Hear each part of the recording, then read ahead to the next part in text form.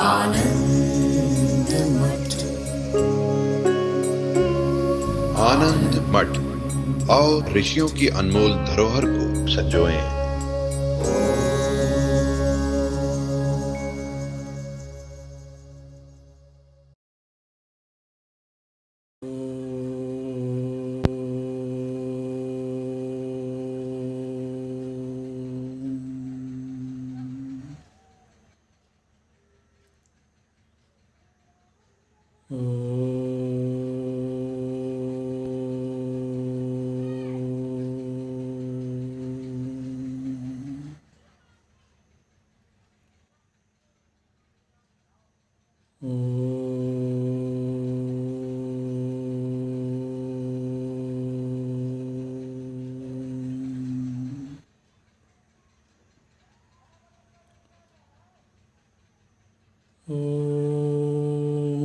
भद्रं कर्णेभिः शृणुयाम देवाः भद्रं पश्येमाक्षभिर्यजत्राः स्थिरैरङ्गैस्तुष्टुवागुंसस्तनूभिः व्यशेम देवहितं यदायुः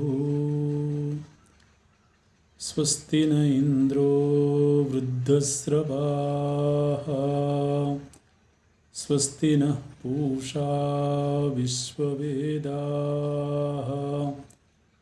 स्वस्ति नस्तार्क्ष्यो अरिष्टनेमिः स्वस्ति नो बृहस्पतिर्दधातु ॐ शान्ति शान्ति शान्तिः।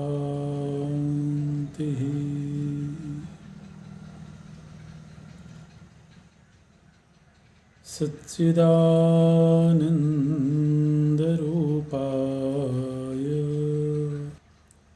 विश्वोत्पत्त्यादिहेतवे तापत्रयविनाशाय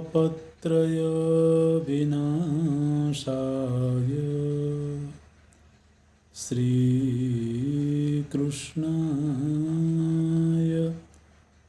वयं नमः। श्रीकृष्णाय वयं नमः। नारायणं नमस्कृत्य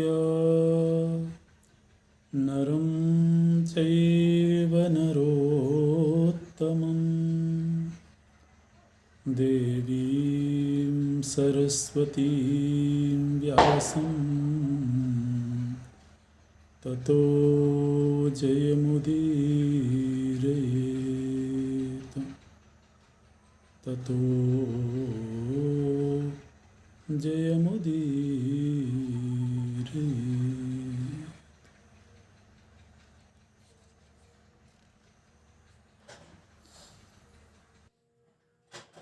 पूर्व कक्षा में हम लोगों ने पांडवों के जन्म का प्रसंग सुना है। जिस समय पर पांडवों का जन्म हुआ वो चूंकि दैवी विधान के तहत हुआ है,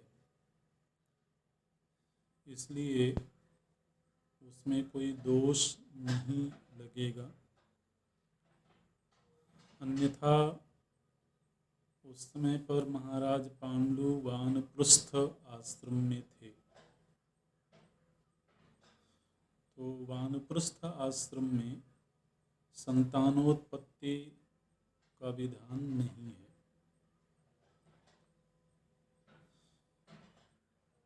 किंतु वह एक दैवी आयोजन के तहत संभव हुआ है, इसलिए उसमें कोई दोष नहीं है। अर्जुन की जब 14 वर्ष की अवस्था हो गई तो जैसा कि हम लोगों ने देखा था पूर्व कक्षा में, अर्जुन के जन्म काल में भी वैसा ही उत्सव मनाया गया, प्रकृति के द्वारा, देवताओं के द्वारा, जिस तरह से भगवान के अवतार के समय उत्सव मनाया जाता है। सभी पांडवों के विषय में ये प्रसंग नहीं आया, लेकिन अर्जुन के जन्म के समय में पूरी प्रकृति उत्सव मनाती है, त्रैलोक्य में उत्सव मनता है, ऐसा प्रसंग यहाँ पर आया है। और फिर ये भी देखा था हम लोगों ने कि वन में पांडवों के शिक्षा की जो व्यवस्था है वो वसुदेव जी के द्वारा की गई थी। वसुदेव जी ने अपने पुरोहितों को भेजा था वहाँ पर, तो वहीं पर उनके संस्कार संपन्न हुए हैं और आरंभिक शिक्षा भी वहीं संपन्न हुई है। 14वां वर्ष जब अर्जुन का मनाया जा रहा था, 14वां जन्मोत्सव मनाया जा रहा था, तो उस दिन बड़ी हलचल थी। जहाँ पांडव लोग रह रहे थे, वहाँ जो ब्राह्मण गण थे वो स्वस्ति वाचन कर रहे थे और भंडारे का आयोजन किया गया था, ब्राह्मणों को भोजन करवाया जा रहा था, बड़ा उत्सव का वातावरण था। और उसी उत्सव के वातावरण में प्रायः माता कुंती महाराज पांडु का ख्याल रखती थी, क्योंकि उनको हमेशा ऋषि किंदम के शाप की स्मृति रहती थी, इसलिए कभी भी उनका मन कामातुर न होने पावे, इस बात का विशेष ख्याल रखा जाता था। लेकिन उस दिन ऐसा हुआ कि कुंती जो हैं वो उस उत्सव में व्यस्त हो गईं और महाराज पांडु जो कि अब वानप्रस्थ आश्रम में थे, तो वो अपनी दूसरी पत्नी माद्री को लेकर के दूसरी दिशा में चले गए, वन में ही। और वहीं पर उनके चित्त में काम का प्रवाह हुआ और ये दैवी योग था, मृत्यु का समय नज़दीक था, तो इसलिए उन्होंने माद्री जी का आलिंगन किया है और उसी स्थिति में उनका शरीर शिथिल हो गया और उनको मृत्यु की प्राप्ति हो गई। तो महाराज पांडु की जो मृत्यु है वो अर्जुन के 14वें वर्ष में। इसका मतलब है कि जो युधिष्ठिर हैं उनकी अवस्था और ज़्यादा रही होगी। तो इस तरह से महाराज पांडु की जब मृत्यु हुई है तो फिर पांडवों को खबर लगी है, कुंती जी गई हैं और सभी पुत्र गए हैं वहाँ पर और सभी लोग बड़ा विलाप करते हैं। वहाँ पर जो महात्मा थे, जो ब्राह्मण गण थे, वन में रहने वाले जो सन्यासी थे, वो सब एकत्र हुए हैं, क्योंकि वहाँ पांडु की बड़ी महिमा थी, बड़ा यश था। उस पूरे वन प्रांत में वो बड़े यशस्वी थे। तो सभी लोग एकत्र हुए हैं और वहीं पर उनके दाह संस्कार की व्यवस्था की गई है। और फिर माता कुंती और माद्री, इन दोनों के बीच में एक संवाद हुआ है कि कौन सती होगी।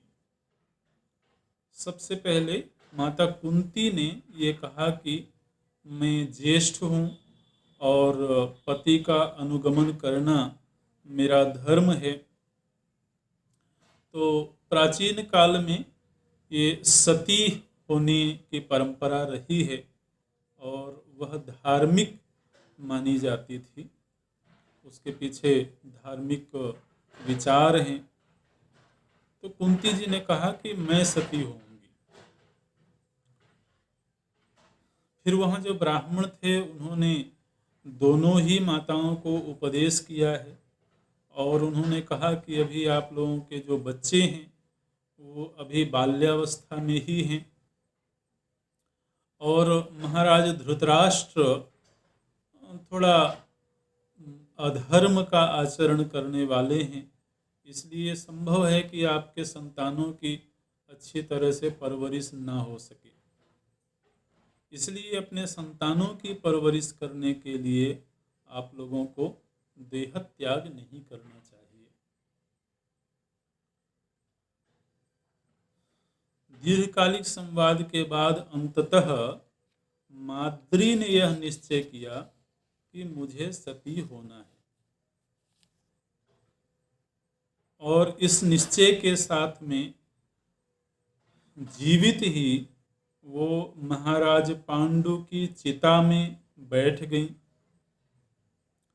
और फिर उसमें अग्नि प्रज्वलित की गई है और महाराज पांडु की देह के साथ ही माद्री की देह भी भस्मीभूत हो गई। तो इस तरह से जो माद्री थी वो सती हुई। ये प्रसंग है महाभारत में।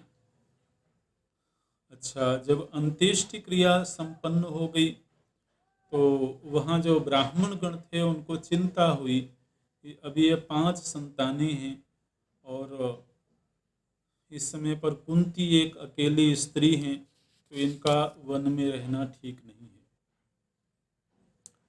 जिस समय पर सती होने के लिए संवाद हो रहा था तो उस समय पर एक बात ध्यान देने की है। माद्री ने माता कुंती से कहा कि मेरे हृदय में उतनी उदारता नहीं है जितनी उदारता आपके हृदय में है, क्योंकि अभी हम लोगों के 5 संतानें हैं और ये सभी बाल्यावस्था में हैं। तो संभव है कि जब मैं अकेली रह जाऊंगी और इनका पालन पोषण करूंगी तो शायद मैं पक्षपात करूं। आपके जो बच्चे हैं उनके प्रति हो सकता है कि मेरे मन में थोड़ा परायेपन का भाव हो। यदि ऐसा होता है तो फिर मैं उनका उस तरह से पालन नहीं कर पाऊंगी जिस तरह से अपने संतानों की करूंगी। लेकिन कुंती से बोलती हैं कि आपके हृदय में वो उदारता है, आप अपने बच्चों और मेरे बच्चों में कोई भेद नहीं करती हैं, नहीं करेंगी। मैं इस बात को जानती हूँ, इसलिए आपका रहना जरूरी है। देखिए, बड़ी बात है जहाँ पर के सामने वाला ही ये बात कह रहा है, वो भी सौत है और उसको इस बात का विश्वास है, इस बात का भरोसा है कि कुंती कभी भी पक्षपात नहीं करती। उनका हृदय इतना उदात्त है, इतना उदार है, तो ये अपने आप में किसी के व्यक्तित्व का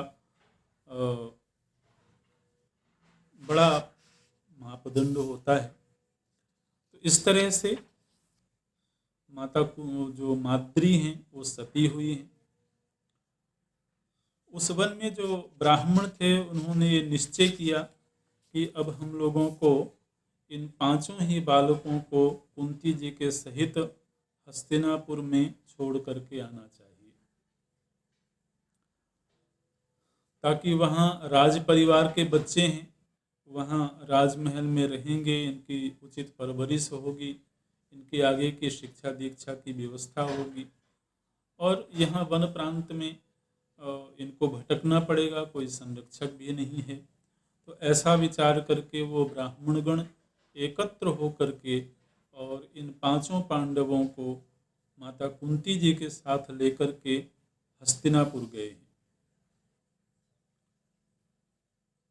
हस्तिनापुर के द्वार पर जाकर के उन्होंने राजमहल में खबर भिजवाया है, और खबर सुन करके महल के बाहर ही एक बहुत बड़े प्रांगण में वहाँ सभी गणमान्य लोग उपस्थित हुए हैं।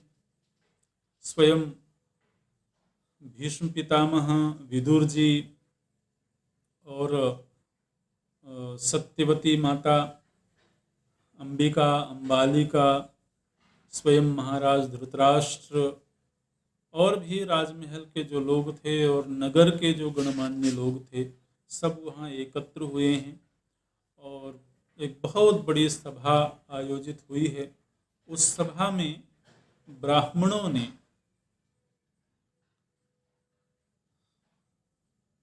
सभी सभासदों को सूचित किया कि किस तरह से महाराज पांडु अखंड ब्रह्मचर्य का पालन करते हुए वन में रह रहे थे, और किस तरह से उन्होंने तपश्चर्या करी, और किस तरह से किसी दैवी विधान के तहत उनको 5 संतानों की प्राप्ति हुई। ब्रह्मचर्य व्रतस्थस्य तस्य दिव्येन हेतुना साक्षात धर्मादयम पुत्रः तत्र जातो युधिष्ठिरः। तो महाराज पांडु तो वानप्रस्थी के रूप में वन में रह रहे थे, लेकिन दैवी विधान के तहत धर्मराज के अनुग्रह से उनको प्रथम संतान की प्राप्ति हुई, जिसका नाम युधिष्ठिर है। इसी तरह से तथैनम बलिनाम श्रेष्ठम तस्य राज्ञो महात्मनः मातरिश्वा ददौ पुत्रम भीमम नाम महाबलम।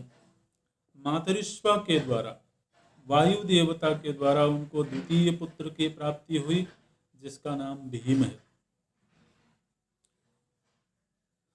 देवराज इंद्र के द्वारा उनको अर्जुन की प्राप्ति हुई है, और अश्विनी कुमारों के द्वारा उनको नकुल और सहदेव की प्राप्ति हुई है। तो इस तरह से जो 5 पुत्र हैं ये महाराज पांडु के ही हैं, महाराज पांडु की पत्नियों के हैं, और दैवी विधान से ये प्राप्त हुए हैं।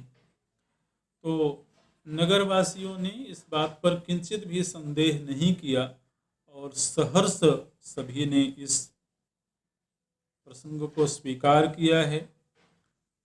और साथ में उन ब्राह्मणों ने ये भी बताया कि आज से ठीक 17 दिन पहले महाराज पांडु देवलोक गामी हो गए हैं, और उनके साथ ही उनकी द्वितीय पत्नी माद्री भी सती होकर के उसी लोक को चली गई हैं। अब इनका संरक्षण, इनका पालन पोषण करना आप लोगों के दायित्व में है। इस तरह से बता करके वो जो ब्राह्मण लोग उपस्थित हुए थे वहाँ, वो वहीं अंतर्धान हो गए। देखिए, बोलते हैं सभी लोगों को बड़ा आश्चर्य हुआ है। और साथ में उन्होंने ये कहा था कि महाराज पांडु और सती माद्री का आप लोगों को विधिवत श्राद्ध संस्कार संपन्न करना चाहिए। तो फिर भीष्म पितामह के निर्देशन में, विदुर जी के संयोजन में विधिवत तरीके से महाराज पांडु का श्राद्ध कर्म संपन्न हुआ है।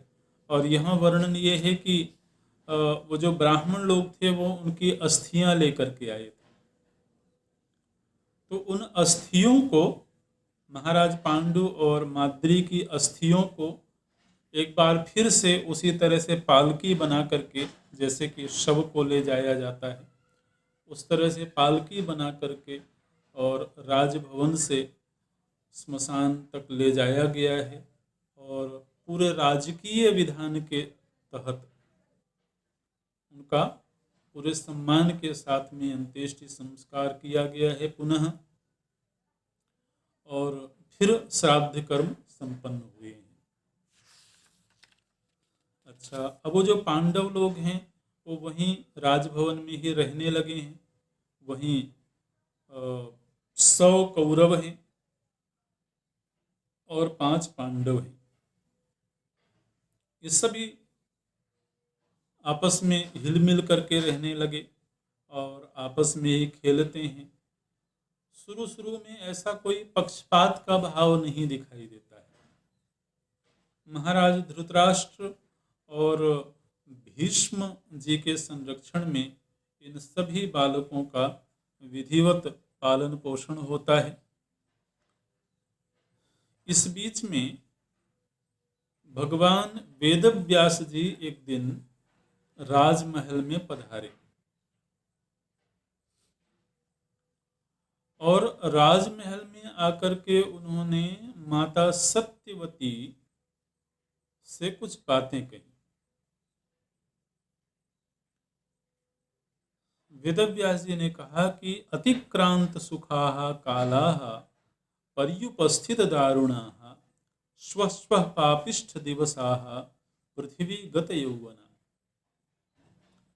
वेदव्यास जी ने कहा कि हे माते, क्योंकि सत्यवती जी माँ हैं उनकी, भगवान वेदव्यास जी की, तो वेदव्यास जी बोलते हैं कि हे माँ, अब जो समय आगे आने वाला है वो समय बड़ा विकट है और खास तौर से इस कुरु वंश के लिए बड़े संकट का काल आने वाला है। निरंतर बुरे से बुरे दिन आते जाएंगे और माया का, छल का, कपट का बाहुल्य हो जाएगा। इसलिए अब आपका इस राजभवन में रहना उचित नहीं है।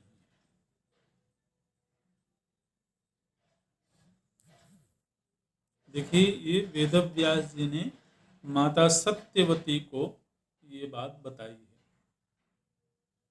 उन्होंने कहा कि अब आपका राजभवन में रहना उचित नहीं है, क्योंकि अब धीरे धीरे करके धर्म का लोप होने वाला है। छल, कपट, दुराचार, दुराभाव, इस सब का बाहुल्य होने वाला है। इसलिए उचित है कि अब आप तपोवन में जाकर के वास करें। कुरूणाम अनयाच्चापि पृथ्वी न भविष्यति गच्छत्वं योगमास्थाय युक्तावस तपोवने। वेदव्यास जी ने कहा कि अब आपको तपोवन में योग का आश्रय लेकर के रहना चाहिए, क्योंकि आपके कुल का अब संहार होने वाला है और इस संहार को आप अपनी आंखों से नहीं देख पाएंगे। माता सत्यवती ने उस उपदेश को स्वीकार किया है और उनकी जो 2 पुत्र वधुएं हैं, अंबिका और अंबालिका, तो उनसे उन्होंने ये बात कही कि व्यास जी ऐसा कह करके गए हैं, तो अब मैं वन में जाना चाहती हूँ। अंबिका और अंबालिका भी उनके साथ ही जाने को तैयार हो गई, क्योंकि ध्यान रखिएगा उनके बाद की अब अगली पीढ़ी भी वहाँ आ चुकी है। गांधारी हैं और माता कुंती हैं। तो इस तरह से माता सत्यवती, अंबिका, अंबालिका, ये तीनों ही माताएं गृह त्याग करके और तपोवन में गई हैं। भीष्म जी से उन्होंने इस विषय में सलाह करी थी और भीष्म पितामह ने भी इस बात की सहमति दी है। तो इस तरह से तीनों माताएं वन में जाकर के और घोर तपश्चर्या करती हैं। ध्यान दीजिएगा, हमारे शास्त्रों में कोई ऐसा निश्चित निर्णय नहीं है कि वन में जाना या तपश्चर्या करना केवल पुरुषों के ही अधिकार क्षेत्र में है। ऐसा कुछ भी नहीं है। जिसके जीवन में भी वैराग्य है, जिसका भी चित्त योग के अनुसार जीवन जीने में रुचि रखता है, उसको वो स्वतंत्रता प्रदान की जाती है। तो ये तीनों ही माताएं बोलते हैं यहाँ पर, ताहा सुघोरम तपस्तप्त्वा देव्यो भरत सत्तमा देहम त्यक्त्वा महाराज गतिमिष्टाम येयुस्तदा। तो इन तीनों ही माताओं ने घोर तपस्या करके और अभीष्ट गति को प्राप्त किया है। अच्छा, इधर ये जो बालक हैं, तो अभी वैसे बड़ों के मन में तो कोई ऐसा अपने पराये का बहुत ज़्यादा भाव नहीं दिखाई देता है, लेकिन खेल खेलते समय भी दुर्योधन के मन में पक्षपात की वृत्ति आ गई थी। बाल्यकाल से ही उसके मन में ये बात बहुत गहराई से आ गई थी कि इस राज्य के ऊपर मेरा अधिकार है। इसलिए पांडवों को किसी भी तरह से इस राज्य में कोई हिस्सा नहीं मिलना चाहिए। ये लोग अगर सामान्य नागरिक की तरह से रहना चाहते हैं तो रहें। अब देखिए, ये विचार दुर्योधन के मन में बाल्यकाल में ही है, और जिस समय पर ये सभी बालक साथ में खेलते थे, तो हर खेल में पांडव लोग जो होते थे वो बढ़ चढ़ करके आगे होते थे, और हर खेल में यही लोग निपुण थे, यही सफल होते थे। उसका भेद देखिएगा, तो ये जो बालक हैं, इनका जन्म और इनकी जो शैशव अवस्था है वह वन के पृष्ठभूमि में बीती है। इस अंतर को देखिएगा। लेकिन जो कौरव हैं, इनकी जो परवरिश है यह नगरीय पृष्ठभूमि में हुई है। तो ये एक बहुत बड़ा अंतर देखने को मिलता है। इसलिए बार बार हमें ऐसा लगता है कि किसी भी व्यक्ति की जो बाल्यावस्था है वह थोड़ा कठिन होनी चाहिए, थोड़ी ग्रामीण पृष्ठभूमि में, वन की पृष्ठभूमि में व्यतीत होनी चाहिए। नगरीय जो वातावरण है, जो रहन सहन है, वो व्यक्ति को बहुत सुकोमल, बहुत कमजोर बना देता है। तो ये यहाँ पर भी देखने को मिल रहा है कि ये जो पांडव लोग हैं, ये क्रीड़ा में भी हमेशा हर जगह पर सफल होते हैं। बौद्धिक रूप से भी इनका विकास ज़्यादा देखने को मिलता है।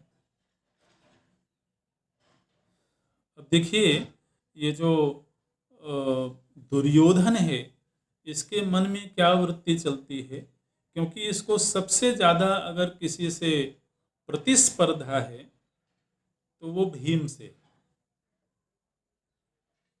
क्योंकि भीम ऐसे हैं जो कभी भी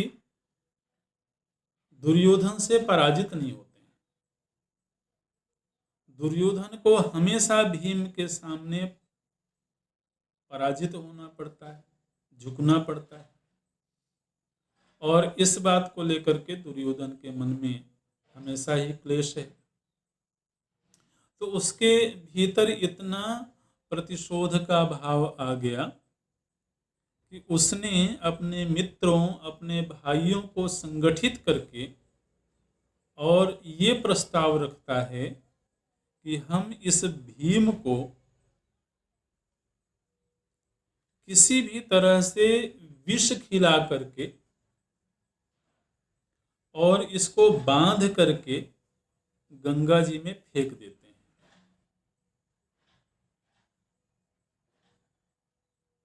और भीम इनके ना रहने के बाद में बाकी जो ये 5-4 लोग हैं, ये तो वैसे भी उतने बलवान हैं नहीं, तो इनको हम लोग कैद में डाल देंगे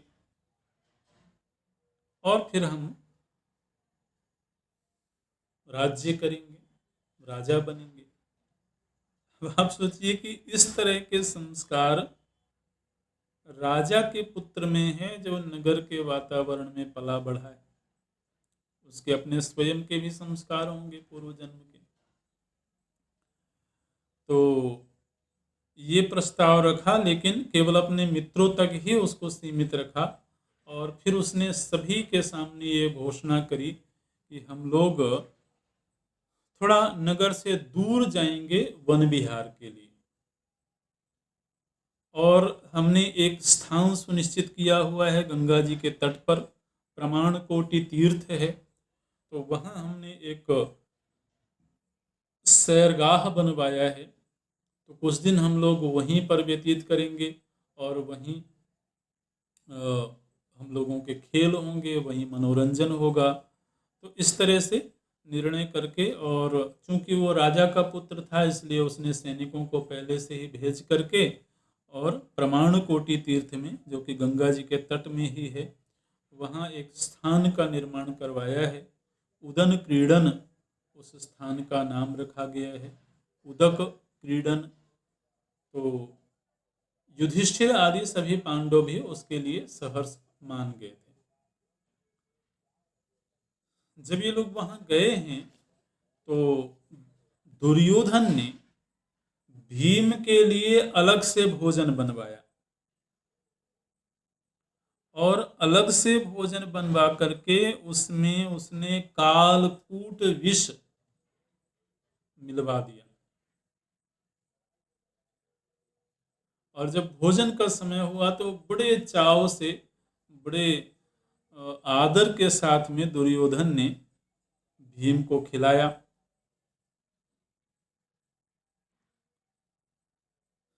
किसी को कुछ भी पता नहीं लगा, केवल सेवक लोग ही इस बात को जानते थे।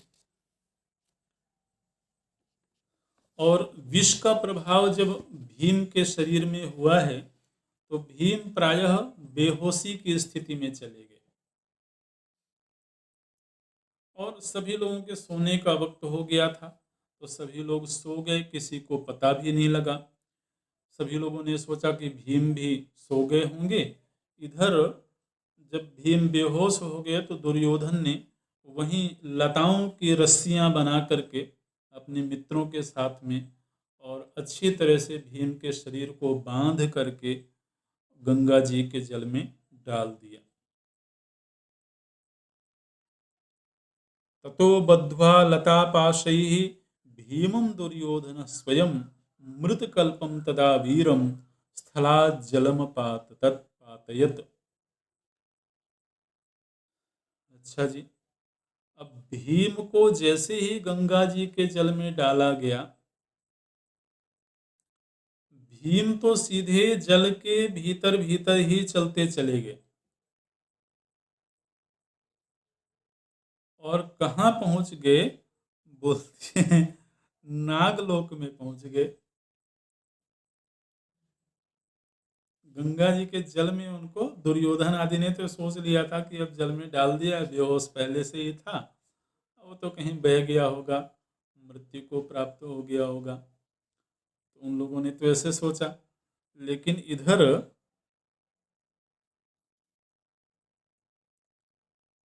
भीम पहुंच गए नागलोक में, और नागलोक में जब पहुंचे हैं तो वहां बड़े विषैले नागों ने भीम को डसा है।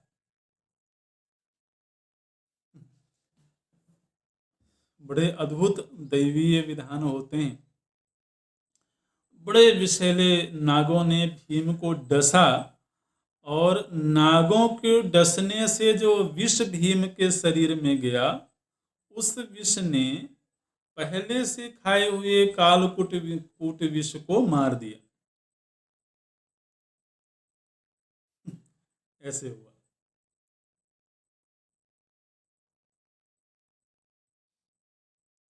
बोलते हैं ततोस्य दस्यमानस्य तद विषम कालकूटकम हतम सर्प विषेणैव स्थावरम जंगमेन तु।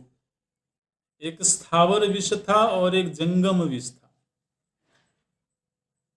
एक सर्प के द्वारा डसा गया था और एक भोजन में खिलाया गया था। तो विष से ही विष की काट मिल गई। ऐसे। तो वो जो खाया हुआ विष था वो नष्ट हो गया। और फिर भीम जब जागृत हुए हैं वहां पर, तो उनको जो नाग थे वो लेकर के गए हैं अपने राजा के पास में। और जब राजा के पास लेकर के गए तो वहां पर एक नाग हैं, उनका नाम है आर्यक। पश्यति स्म महाबाहुम भीमं भीम पराक्रमम आर्यकेण च दृष्टः स पृथाया आर्यकेण च। तो आर्यक नाम के जो नाग हैं, उन्होंने जब भीम को देखा तो भीम को पहचान लिया। उन्होंने पहचान कैसे लिया कि ये जो आर्यक हैं ये माता कुंती के पिता थे शूरसेन, और शूरसेन के नाना थे ये आर्यक। ऐसे तो आर्यक के दौहित्र हैं भीम। इन्होंने जब इस तरह से अपने अपने परिजन को पहचान लिया तो उनको बड़ा आनंद हुआ। और फिर भीम का वहां नागलोक में बड़ा स्वागत सत्कार किया गया है। और नागलोक में कुछ ऐसे कुंड बने हुए हैं, अनेक कुंड बने हुए हैं, जिन कुंडों में इस तरह का रस भरा हुआ है जिस रस का पान कर लेने से अद्भुत शक्ति उस पान करने वाले को प्राप्त हो जाती है। तो आर्यक ने वहां पर नागों से ये कहा कि भीम को कुंडों का रस पिलाया जाए, क्योंकि भीम के जो प्रतिद्वंद्वी हैं वो बड़े विकराल हैं, इनको बड़े बड़े लोगों से युद्ध करना है, इसलिए इनको बहुत बल की आवश्यकता है। तो एक एक कुंड में जो रस भरा हुआ था वो रस ऐसा था कि अगर कोई व्यक्ति पान कर ले तो उसको 1000 हाथियों का बल प्राप्त हो जाए।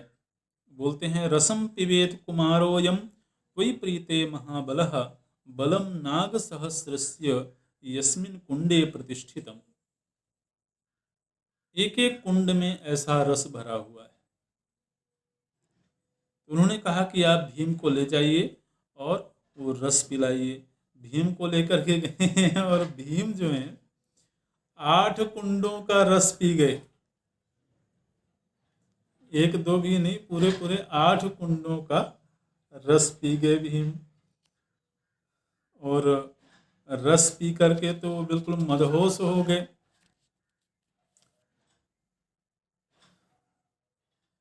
आठ दिन तक भीम सोते रहे। इधर क्या हुआ कि जब ये कौरव और पांडव वापस दूसरे दिन राजभवन में गए हैं तो पांडवों ने सोचा कि शायद भीम पहले ही नगर में चले गए होंगे, क्योंकि वहाँ वन प्रांत में पांडवों को भीम दिखे नहीं। तो इन लोगों ने सोचा कि शायद पहले ही वो चले गए हों महल में।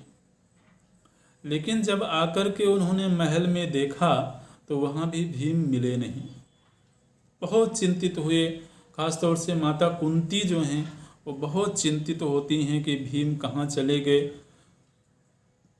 और उनको पहले से भी इस बात की आशंका थी कि दुर्योधन द्वेष का भाव रखता है, तो हो सकता है कि उसने कोई मारने का उपक्रम किया हो। तो विदुर जी को बुला करके माता कुंती ने अपनी चिंता व्यक्त करी है। उन्होंने कहा कि भीम को खोजने का प्रयत्न करना चाहिए, क्योंकि वो मिल नहीं रहे हैं कहीं पर भी। महात्मा विदुर ने कहा कि आप चिंता मत करिए, भीम की मृत्यु नहीं हो सकती है। वो जहाँ कहीं भी होंगे, चाहे भले उनको आने में देर हो जाए, लेकिन उनकी मृत्यु नहीं हो सकती है, क्योंकि वेद व्यास जी ने मुझे पहले ही ये बात बता दिया था कि पांचों पांडव जो हैं उनकी मृत्यु नहीं होगी। तो लेकिन चिंता बहुत है, खोज की जा रही है, कहीं मिल नहीं रहे हैं। इधर 8 दिन जब व्यतीत हो गए तो भीम निद्रा से जागे हैं। निद्रा से जागने के बाद उनको 10,000 हाथियों का बल प्राप्त हो चुका था। नागराज ने कहा कि अब भीम को वापस राजमहल में जाना चाहिए। तो कुछ नाग लोग जो हैं अपने सिर के ऊपर उनको रख करके और गंगा जी के मार्ग से ही वो ऊपर आते हैं, और ऊपर आकर के उन्होंने तट पर भीम को छोड़ दिया है। नाग लोग वापस चले गए हैं। इधर भीम बड़े प्रसन्नता के साथ में राजमहल में आ गए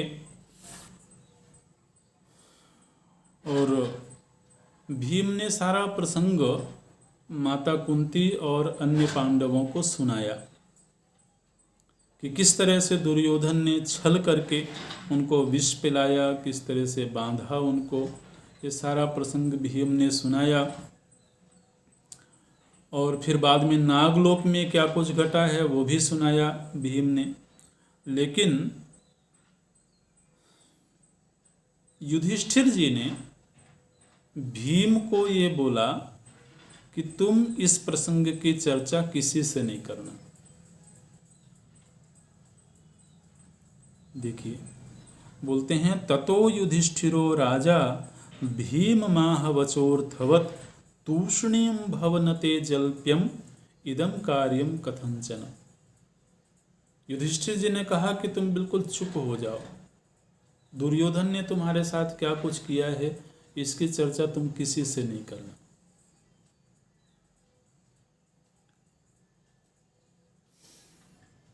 भीम मान गए, चुप हो गए, किसी से कोई चर्चा नहीं किया। फिर किसी दिन अवसर पा करके, चूंकि ये राजकुंवर थे तो इनके अपने अपने रथ थे, अपने अपने सारथी थे, तो अब दुर्योधन के मन में तो और ज़्यादा प्रतिशोध की वृत्ति आ गई कि इतना प्रयत्न करने के बाद भी भीम की मृत्यु नहीं हुई और उल्टे और ज़्यादा बलवान होकर के ये वापस आ गया।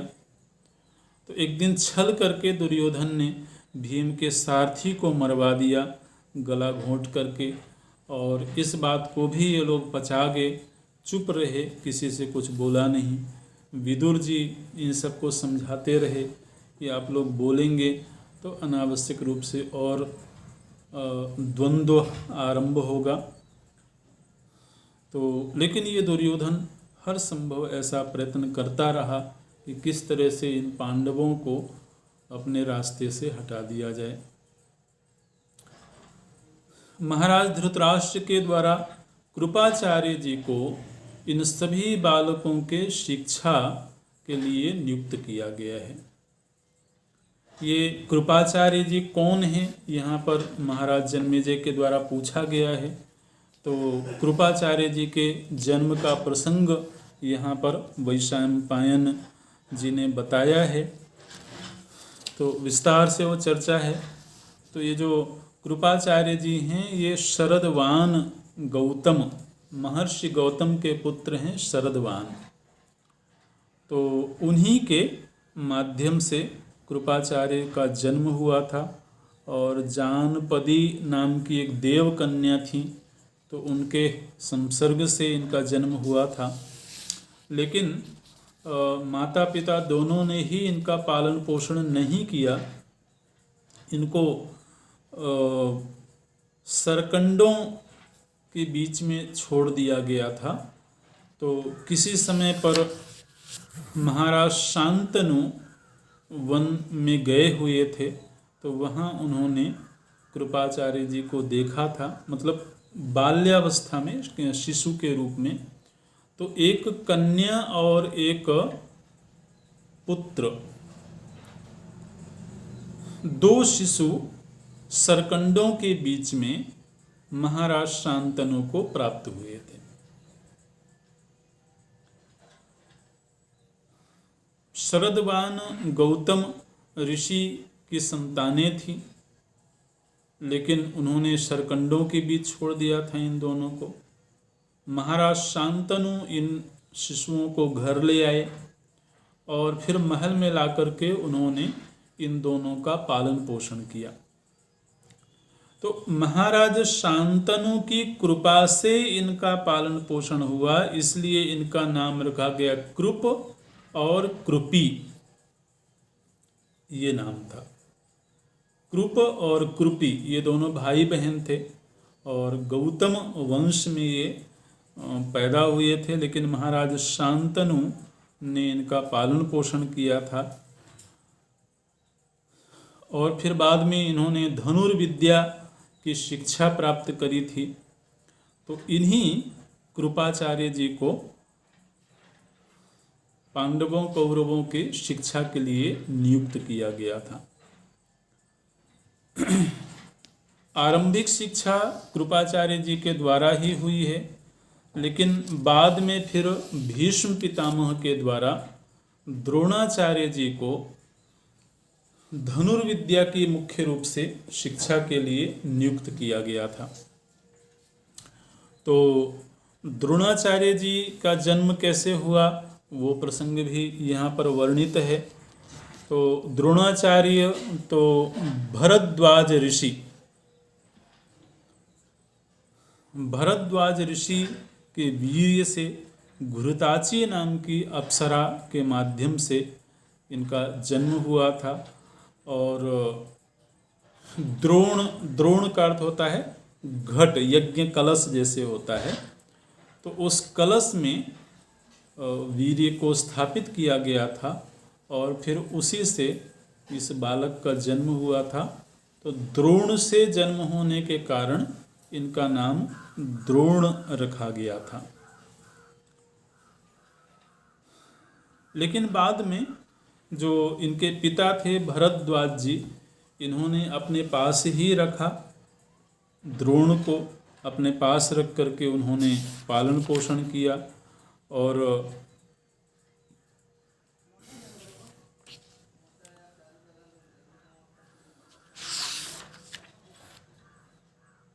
जब द्रोण बड़े हो गए हैं तो तब तक वो प्रायः सभी विद्याओं में पारंगत हो चुके थे। एक बार उनको स्वप्न हुआ और पितरों ने आकर के द्रोण को आज्ञा दी कि आपको संतान की प्राप्ति करनी चाहिए। तो फिर द्रोणाचार्य जी ने जो कृपाचार्य जी की बहन थी कृपी, उनके साथ में विवाह किया। तो ध्यान दीजिएगा, द्रोणाचार्य जी का जो विवाह है वो कृपी के साथ में हुआ है, जो कि कृपाचार्य जी की बहन है। और उन्हीं के माध्यम से अश्वत्थामा का जन्म हुआ है। अश्वत्थामा का जिस समय पर जन्म हुआ तो यहाँ पर वर्णन है कि जिस समय इस बालक का जन्म हुआ तो जन्म काल में घोड़े की तरह आवाज किया इस शिशु ने। जब घोड़े की तरह आवाज किया तो आकाशवाणी हुई कि ये अश्व की तरह ये बालक बोलता है, इसलिए इसका नाम अश्वत्थामा रखा जाएगा। ऐसे तो ये अश्वत्थामा द्रोणाचार्य जी के पुत्र हुए। द्रोणाचार्य जी धनुर्विद्या की विधिवत शिक्षा प्राप्त करना चाहते थे। तो एक बार द्रोणाचार्य जी को ये खबर लगी कि परशुराम जी के पास में जितना कुछ भी ऐश्वर्य है, समूचे ऐश्वर्य का वो दान कर रहे हैं।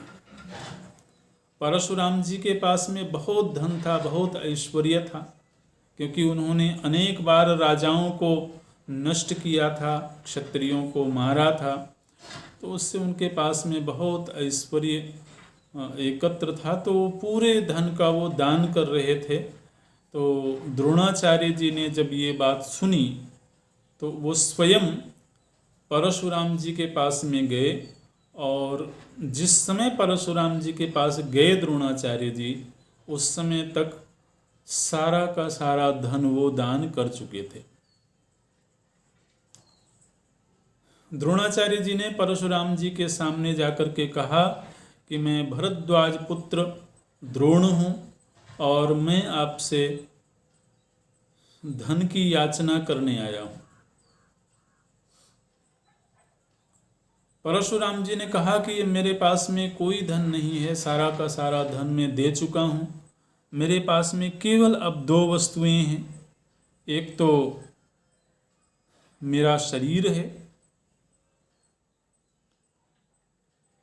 और दूसरा मेरे पास में धनुर्विद्या है, शस्त्र विद्या है। तो अब इन दोनों में से तुम जो भी लेना चाहो, बोलते हैं अस्त्राणि वा शरीरम वा वरयितन मयोद्यतम वृणीष्व किम प्रेच्छामि तुभ्यम द्रोण वदाशुतम। द्रोण ने कहा कि मैं धनुर्विद्या की भिक्षा लेना चाहता हूँ। तो फिर परशुराम जी के द्वारा उनको धनुर्विद्या की शिक्षा प्राप्त हुई है। तो इस तरह से ये याद रखना है कि द्रोणाचार्य जी को धनुर्विद्या की शिक्षा स्वयं परशुराम जी से प्राप्त हुई है, इस तरह से। और उस समय के पारंगत विद्वानों में से ये द्रोणाचार्य जी थे। तो इसीलिए भीष्म पितामह के द्वारा द्रोणाचार्य जी को कौरवों और पांडवों के धनुर्विद्या की शिक्षा के लिए नियुक्त किया गया था। ओम अभी यही पूरा करते हैं। ओम पूर्णमदः पूर्णमिदं पूर्णात् पूर्णमुदच्यते पूर्णस्य पूर्णमादाय पूर्णमेवावशिष्यते। ओम शांति शांति शांति। हरि ओम।